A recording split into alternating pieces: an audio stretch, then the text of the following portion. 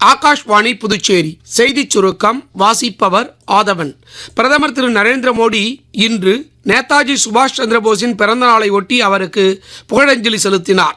பிரதமர் வெளியிட்டுள்ள சமூக ஊடக பதிவில் நேதாஜி சுபாஷ் சந்திரபோஸின் அசைக்க முடியாத துணிச்சல், உறுதி மற்றும் நாட்டிற்கு அவர் ஆற்றிய இணையற்ற பங்களிப்பு ஒரு வலிமையான நாட்டை உருவாக்கவும் அவரது லட்சியங்கள் வருங்கால தலைமுறைக்கு உத்வேகம் தருவதாகவும் திரு மோடி குறிப்பிட்டுள்ளார்.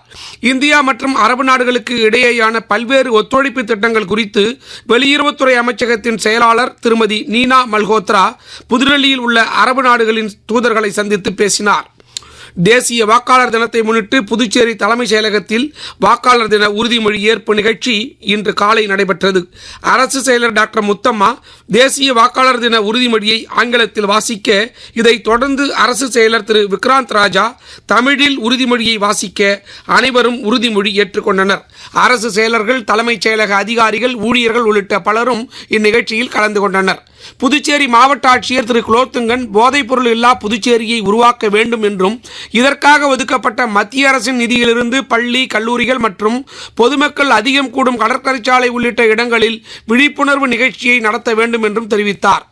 வருகிற 26ஆம் தேதி முதல் புதுச்சேரி காரைக்கால் ரயில்கள் கூடுதல் நிலையங்களில் நின்று செல்லும் என்று தெற்கு ரயில்வே திருச்சி கோட்ட மக்கள் தொடர்பு அலுவலர் திரு வினோத் தெரிவித்துள்ளார்.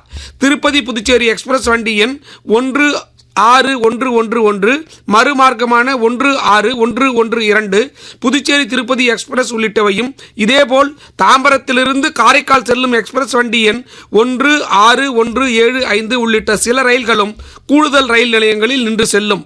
மத்திய தரைக்கடல் பகுதியில் ரஷ்யாவுடன் தொடர்புடைய எண்ணெய் டேங்கர் கப்பல் ஒன்றை பிரான்ஸ் கடற்படையினர் தடுத்து நிறுத்தி சோதனையிட்டதாக பிரான்ஸ் அதிபர் திரு எமானுவேல் மேக்ரன் தெரிவித்துள்ளார். இத்துடன் இந்த செய்திச் சுருக்கம் நிறைவு பெறுகிறது.